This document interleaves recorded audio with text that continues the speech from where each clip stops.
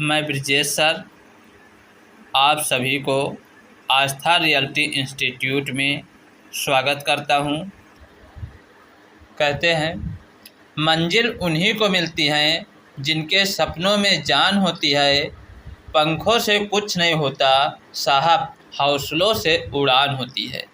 कामयाबी उन्हें मिलती है जो लोग मेहनत करते हैं। बाकी जो लोग रील या मोबाइल चलाते हैं उन लोगों को कामयाबी कभी नहीं मिलती। जवाहर नवोदय विद्यालय प्रवेश परीक्षा 2025 क्लास 9 की हम लोग तैयारी करने जा रहे हैं। अब क्लास 9 का सिलेबस क्या है, कौन कौन टॉपिक हमें पढ़ना है, हम लोग देख लेते हैं। हम लोग नवोदय विद्यालय प्रवेश परीक्षा 2026 की बात करने जा रहे हैं। जो हमारा ये साइंस है, नवोदय विद्यालय में क्लास 9 में जो साइंस के क्वेश्चन होते हैं वो 35 क्वेश्चन आते हैं और 35 नंबर के होते हैं।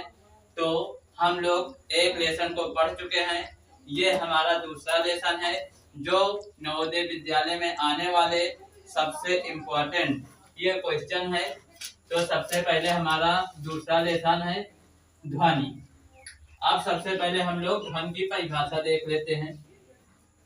ध्वनि ऊर्जा का वह रूप है जिसके कारण प्राणी में सुनने की संवेदना उत्पन्न होती है, उसे ध्वनि कहते हैं।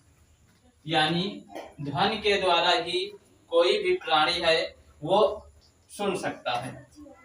तो यानी फर्स्ट नंबर है मानव की सुनने की परिसीमा 20 हर्ज से 20,000 हर्ज तक होती है। यानी जो मानव होते हैं वो 20 हर्ज से 20,000 तक हर्ज की ध्वनि को सुन सकते हैं। दूसरा पॉइंट है समुद्री जल में ध्वनि की गति 1531 किलोमीटर प्रति सेकंड होती है। जो समुद्री जल में ध्वनि की चाल है वो 1531 किलोमीटर प्रति सेकंड होती है। ध्वनि जिस पथ से होकर जाती है उसे माध्यम कहते हैं। यानी ध्वनि जिस रास्ते से होकर जाती है उसे हम लोग माध्यम कहते हैं। इसके बाद फिर हम लोग पढ़ने वाले तरंगदैर्घ्य। तो तरंगदैर्घ्य क्या होता है? जो क्रमागत संपीड़न के मध्य की दूरी को तरंगदैर्घ्य कहते हैं। इसे लैम्डा से प्रदर्शित करते हैं।